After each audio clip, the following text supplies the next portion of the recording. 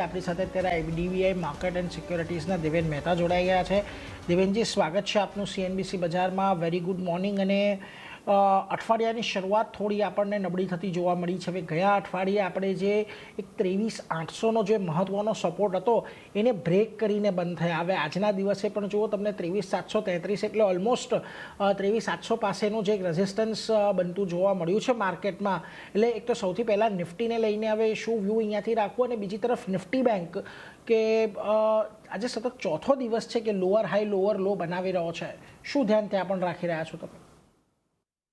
બિલકુલ good morning. આપણે સૌથી પહેલા નિફ્ટીની વાત કરીએ તો નિફ્ટીમાં જે ઓવરઓલ આપણે બ્રેકઆઉટ જોઈએ તો 23,800 ની ઉપર એમાં ફોલો બાઇંગ આપણને મિસિંગ હતી અને ફોલો બાઇંગ નથી જોવા મળી.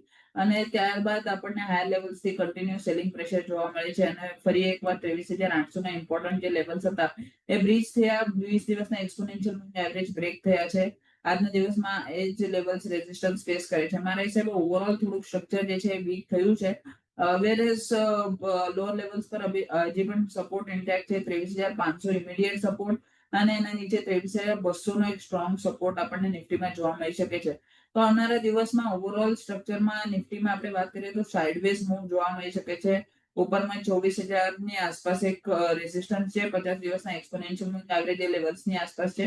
જ્યાં સુધી એ લેવલ સરપાસ થતા નથી, હોલ્ડ નથી થતું એના ઉપર, ત્યાં સુધી ફ્રેશ મોમેન્ટમ કે ફ્રેશ હાયર લેવલ્સ પર ફોલો બાઇંગ મિસિંગ રહી શકે છે અને આપણને હાયર લેવલ્સ પર સેલિંગ પ્રેશર જોવા મળે છે. વેરેસ લોઅર લેવલ્સ પર આપણે વાત કરીએ તો 23,200 નો જે સ્ટ્રોંગ સપોર્ટ છે એ લેવલ્સની આસપાસ નિફ્ટી આવે તો એક ફરી એકવાર ત્યાંથી આપણને બાઉન્સ બેક જોવા મળી શકે છે. તો મારા હિસાબે થોડુંક સાઇડવેઝ નિફ્ટી રહી શકે છે ઓવરઓલ આવનારા દિવસ માટે. ઉપરમાં 24,000 ના લેવલ્સ પર ધ્યાન રાખવાની સલાહ રહેશે. નીચેમાં 23,200 ના લેવલ્સ પર ધ્યાન રાખવાની સલાહ રહેશે. કોઈ બી બાજુ બ્રેકઆઉટ કે બ્રેકડાઉન આવે તો જ આપણને એક અપમૂવ કે ડાઉનમૂવ નિફ્ટીમાં જોવા મળી શકે છે. બેંક નિફ્ટીની વાત કરીએ તો બિલકુલ લાસ્ટ 4 દિવસથી લોઅર ટોપ લોઅર બોટમ સ્ટ્રક્ચર આપણને જોવા મળે છે. પણ આપણે ઇમ્પોર્ટન્ટ રેઝિસ્ટન્સની વાત કરીએ તો ઉપરમાં 55,200 ની આસપાસ એક સ્ટ્રોંગ રેઝિસ્ટન્સ છે. 50 દિવસના એક્સપોનેન્શિયલ મૂવિંગ એવરેજની આસપાસ આપણને એ લેવલ્સની આસપાસ જ જોવા મળે છે અને કન્ટિન્યુઅસ ત્યાંથી આપણને સેલ ઓફ જોવા મળે છે. જ્યાં સુધી આ જે લોઅર ટોપ લોઅર બોટમના સ્ટ્રક્ચર છે નિગેટ નથી થતા, 55,200 ની ઉપરની સારી એવી મૂવ જ્યાં સુધી બેંક નિફ્ટીમાં નથી આવતી ત્યાં સુધી બેંક નિફ્ટીમાં પણ હાયર લેવલ્સ પર પ્રેશર જોવા મળી શકે છે. નીચેમાં આપણે વાત કરીએ તો 52,800 નો એક સ્ટ્રોંગ સપોર્ટ છે. જે ગેપ ફિલ હતી, ગેપ ઝોન હતો, એ ગેપ ફિલ થઈ ગઈ હતી બેંક નિફ્ટીમાં અને ત્યાંથી આપણને બાઉન્સ બેક જોવા મળ્યો હતો. ફરી એકવાર એ લેવલ્સની આસપાસ એક સ્ટ્રોંગ સપોર્ટ છે. જ્યાં સુધી નીચેમાં 52,800 52 to 800 ના ઉપર બેંક નિફ્ટી ટ્રેડ કરે છે.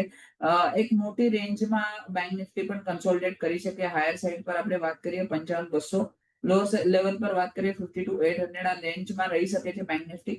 પણ સ્ટોક સ્પેસિફિક એક્શન રહેશે. સેક્ટર્સ માં રોટેશન આપણને જોવા મળી શકે. આજના દિવસમાં આઈટી સેક્ટર સારું પરફોર્મ કરે છે તો એફએમસીજી માં થોડુંક પ્રેશર જોવા મળે છે. તો મારા હિસાબે સેક્ટરલ રોટેશન જોવા મળી શકે છે આવનારા ટાઈમમાં. વેરેસ નિફ્ટી બેંક નિફ્ટી થોડું સબડ્યુડ અને સાઇડવેઝ રહી શકે.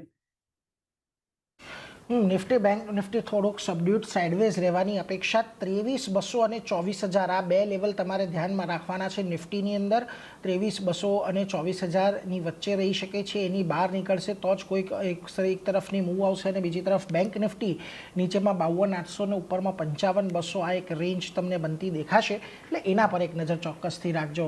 એટલે જો ખાસ કરીને હવે